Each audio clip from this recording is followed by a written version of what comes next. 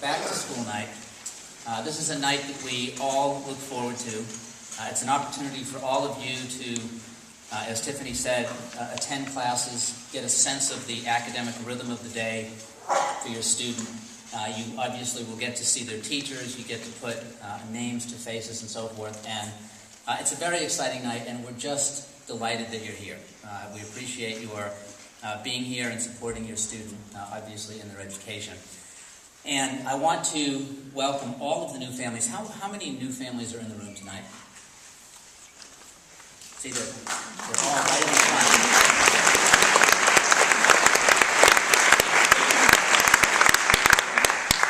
And I'm going to make my usual offer that there is a tuition discount for the first 2 rows. So very good that you're here. On the opening day of classes every year, I address the upper school student body and share a few thoughts with them about the year. And I want to share some of those same thoughts with you tonight and have a chance to reflect on the year with you at the very beginning. For whatever the reason, I've been thinking a lot about my own high school experience lately. I graduated from high school 41 years ago this year. I'm sort of stunned at that. I'm stunned that it was so long ago, even though I'm still so vibrant and young and haven't aged at all since then. And I'm actually as amazed that I've been thinking about it because typically I'm not one who dwells a lot on the past. I try and look towards the future more than to the past, but I have, for whatever the reason, been thinking a lot about high school and what high school means both to me and I think to all of us as parents and of course to our students. The high school that I attended had a few things in common with Lakeside School, but mostly it was a different school. I grew up in a blue-collar community, working-class community in Massachusetts, and most of the students that I went to high school with were not planning on attending college. In fact, very few of my friends did attend college. And most of the conversation that we had throughout the academic day in the corridors and in casual time was talking about what sort of a job we might get after high school, or what branch of the service one might go into. But what my high school did have in common with Lakeside is that you could get a good education there if you wanted one. There were many good, caring teachers, and if you tried at all, those teachers noticed you and they wanted to work with you. If you didn't try, then they didn't really go out of the way. They had too many students and too much to do to go out of the way if you were not interested. That part is very unlike Lakeside. If you're not working here, I think many of you understand, we do find you and talk to you about what that means. So you don't need to worry that we're pursuing that same philosophy here. I also went to high school, and maybe some of you also went to high school before the advent of the self-esteem movement.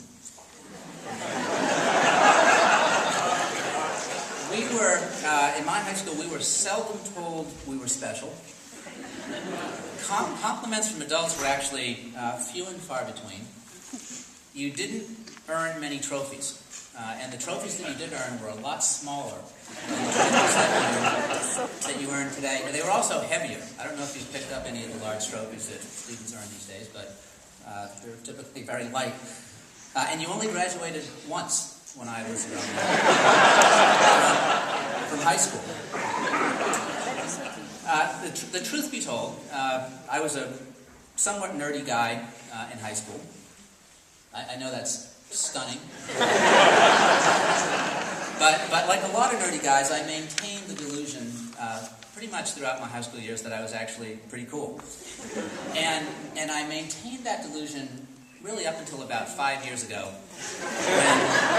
when both my daughters were old enough to notice what cool is. And they did point out to me that probably cool was not my strength, and pointed out that maybe, Dad, cool was never your strength. And I don't know what experience you've had with your children, but there's nothing like those kind of comments to set you straight on how you're perceived by the rest of the world. But in any case, being cool was a very small part of my ego, so I'm okay, despite the fact that I realized that probably was never the case. I didn't do much homework while I was in high school. I seldom did the homework that the teachers assigned, but I did read a lot, and I read a number of books that I thought were important during my high school years. And I actually still have some of these books, and I still use them. They're books that have served me well in life. So, based on my own high school experience, and the 41 years since I've graduated, I shared with our students at the beginning of the year a few things that I think they will remember about their high school years because they're important and because they shape who they are. And I mentioned one thing that I think they might forget. And I'm going to start with what I think they might forget. I pointed out to the students that it's not likely that they will remember most of the course content that they learned in high school, at least 41 years later. Now, I know this is a real overachieving crowd, and there are some people out there feeling like, I remember it all. I know that. So, very fortunate, and that's great. But I think unlikely that they'll remember a lot of specifics from their high school experience in terms of course content. But what they will remember is working hard. They'll remember working hard to do well in a class.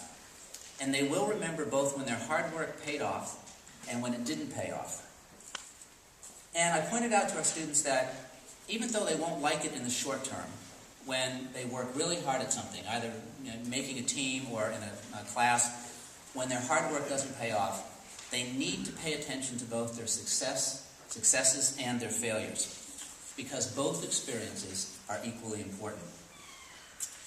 I offered my view, and this is just my view, you may not agree with this, that whining about failing at something really won't get them anywhere, and that they need to learn from their failures, and too much whining, in fact, may prevent them from learning from their failures. And I advised them not to blame other people for their failures, or even circumstances, even sometimes if they have a good excuse. And even sometimes they feel they're justified in doing so.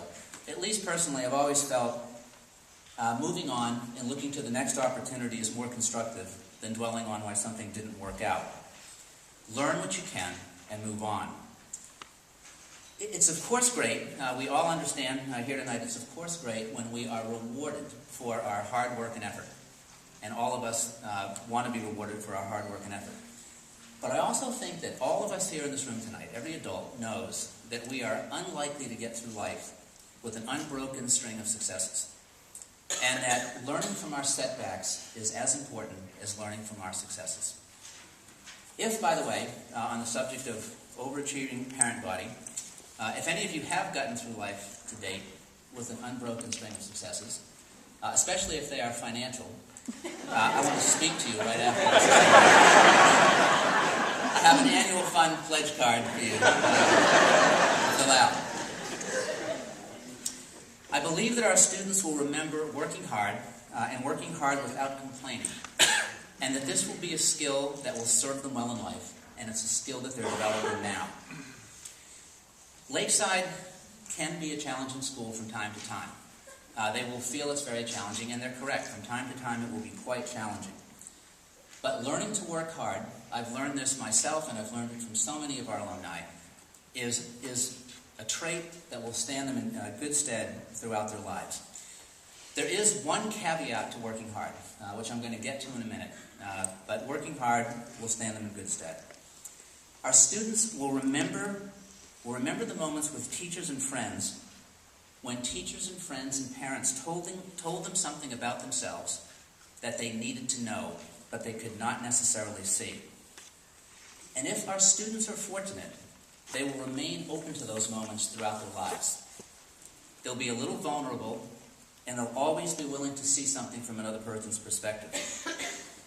Sometimes encounters with other individuals, parents, educators, friends, will be quite pleasant. And those individuals will affirm some strength or talent that our students suspect to be true about themselves.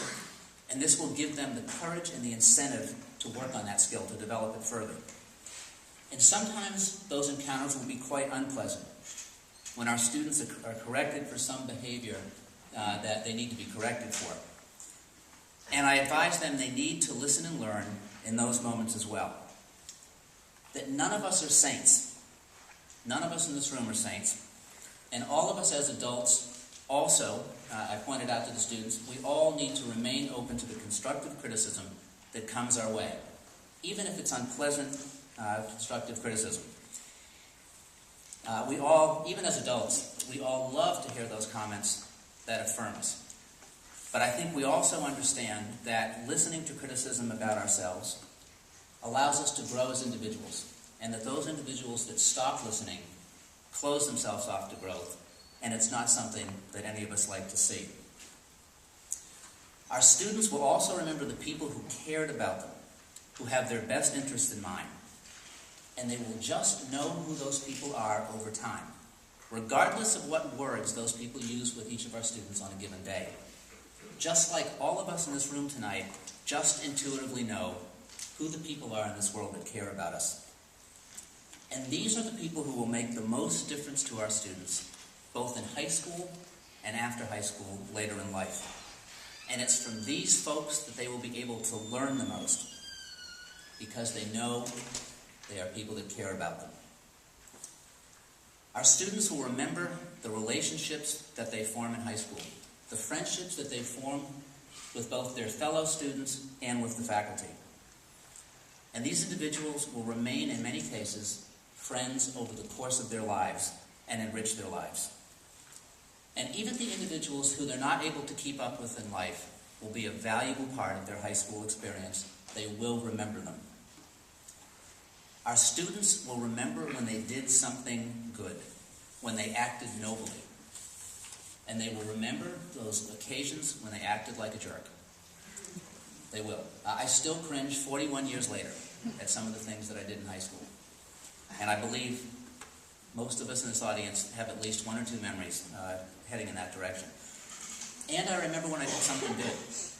And obviously, what we want for our students is to do as much good as possible. They will remember when something they read, or a class they took, or an experience they had spoke to them at a very deep level. And that they just know that they need to pay attention to this experience, that it's more of interest to them than other experiences that they've had. Our students need to pay a lot of attention to these moments in high school, because it's in these moments they just might discover their passion. They just might discover something which will enrich their lives for the rest of their lives. And we, as parents and guardians, need to support our students when we see them in these moments. In the 10th grade, I read 2 books. I randomly read 2 books. I have no idea why I read them. St. Augustine's Confessions, Machiavelli's The Discourses. Maybe they were lying around the house. Maybe someone told me that they were important books to read. I don't know why I read them. But those books spoke to me in a way that few other books had spoken to me. They enriched my life. They gave me a lifelong interest in both religion and politics, and they're still books that I use today. And I told our students that if something doesn't fire them up, after they've given it a fair shot, they've worked at it a little bit, to not pursue it. And this, folks, is the caveat to working hard. We can all work too hard at the wrong things. And if we do work too hard at the wrong things, this will lead to burnout in life. And I have to tell you, I've never met a person, regardless of how many hours they're working, who is burning out if they are fired up about what they're doing, if they believe in what they're doing, if they love what they're doing. So the caveat to working hard is work hard at the things that you're passionate about doing. So in conclusion, I believe that what I remember about high school is not entirely unique. I presume that obviously all of you remember somewhat different things, but I don't think it's entirely unique.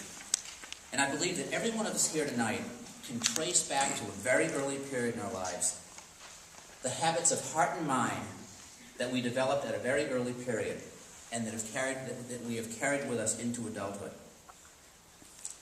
And I know, obviously, that all of us, even as adults, continue to evolve and grow. But my message tonight to all of us is really quite a simple one. Our students, right now in their high school years, are forming the habits, the interests, the passions, and the practices that will shape who they become in this world. And it's our job as parents, it's our job as educators to notice it all, to pay attention to the many dimensions of their growth. Not just to one dimension, not just to how they might be playing on the athletic field, how they might be performing in a particular class, but to pay attention to all dimensions of their education, all dimensions of their being. This, I believe, is the critically important work for all of us as teachers, administrators, and parents. Have a wonderful back to school night, everyone. I appreciate your really kind and attentive listening. Thanks.